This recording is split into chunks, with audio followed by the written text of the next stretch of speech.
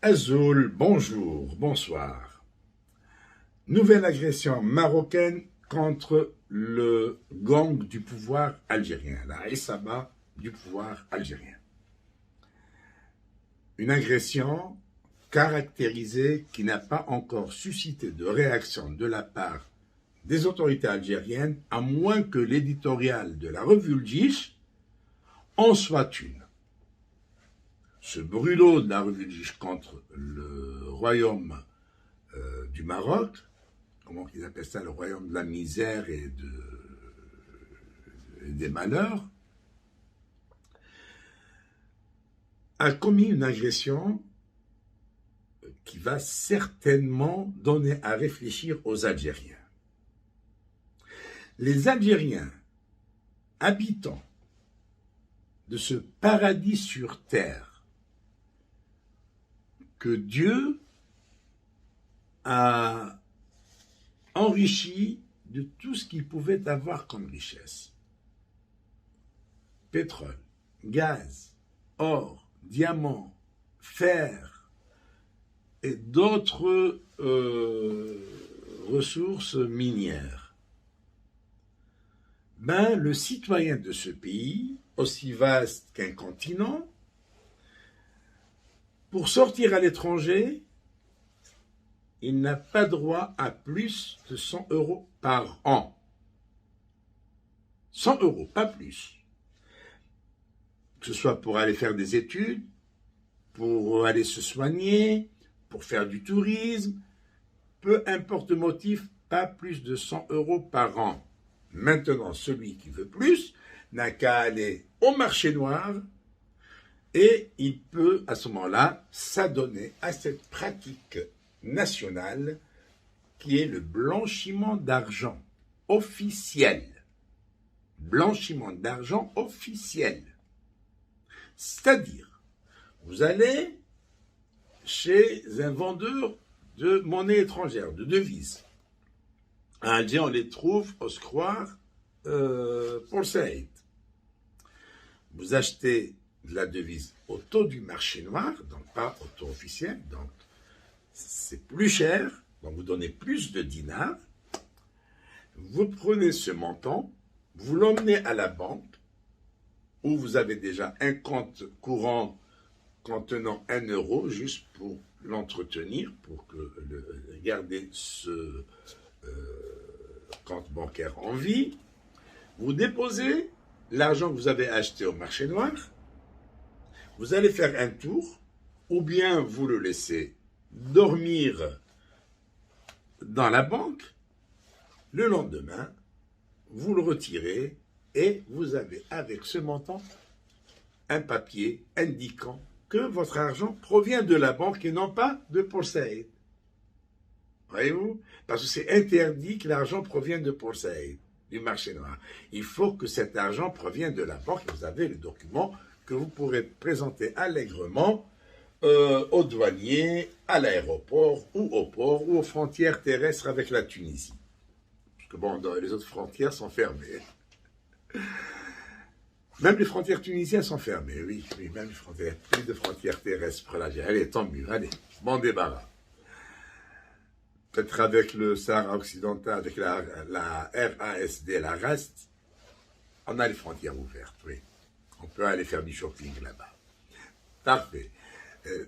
Plaisanterie mise à part, donc l'Algérien n'a droit qu'à moins de 100 € par an, malgré l'embellie financière, malgré ce que nous dit l'APS, que tous les indicateurs sont au vert, tout va bien en Algérie. Économiquement, ça va très bien et il ne faut pas croire le rapport de la Banque mondiale qui dit le contraire. Non, ça va très bien. Maintenant, pour sortir, pour voyager, 100 €, ça vous suffit.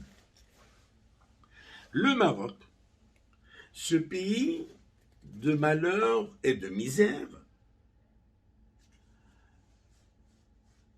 vient d'annoncer que le citoyen marocain qui avait droit jusque-là à 4 500 € par an 4 500 € par an pour aller faire du tourisme, se soigner, étudier ou faire une Amra.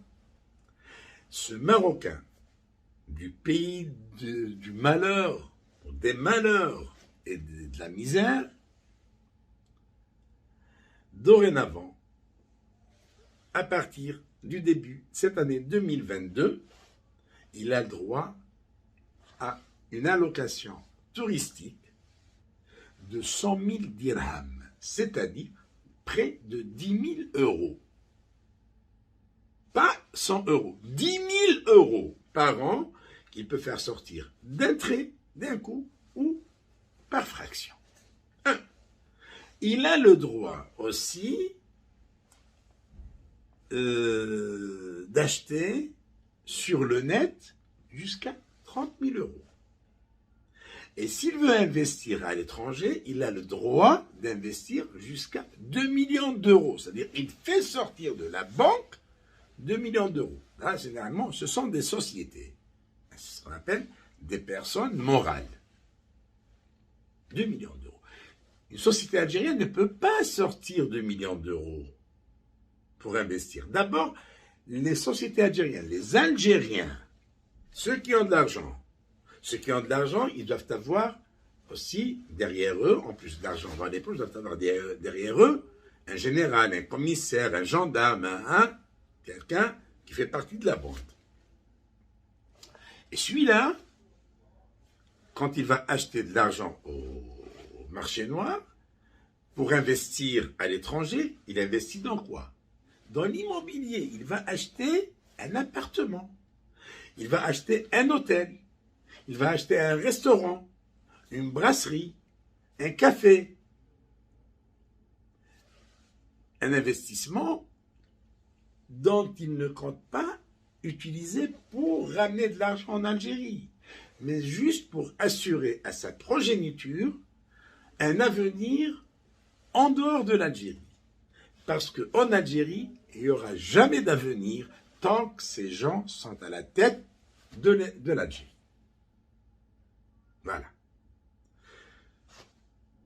Vous avez tout compris. L'Algérie, riche, vient de donner la preuve que son peuple est pauvre.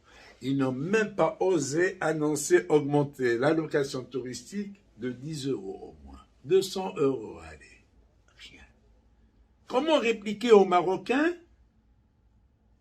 qui viennent d'annoncer à leurs citoyens qui peuvent maintenant bénéficier d'une dotation touristique si importante?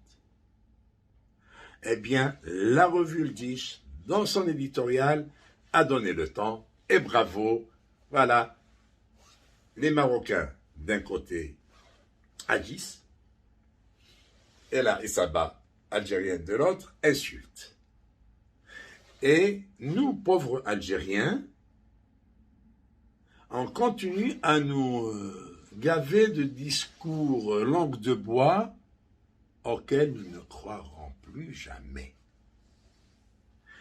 Et dénoncer cette bande de voyous, ce n'est pas être contre l'Algérie. Bien au contraire, ceux qui applaudissent les voyous, ce sont les ennemis de l'Algérie, parce que les voyous sont les ennemis de l'Algérie. Ceux qui dénoncent les voyous sont les enfants de l'Algérie, les amoureux de l'Algérie. Merci de votre attention. Au revoir.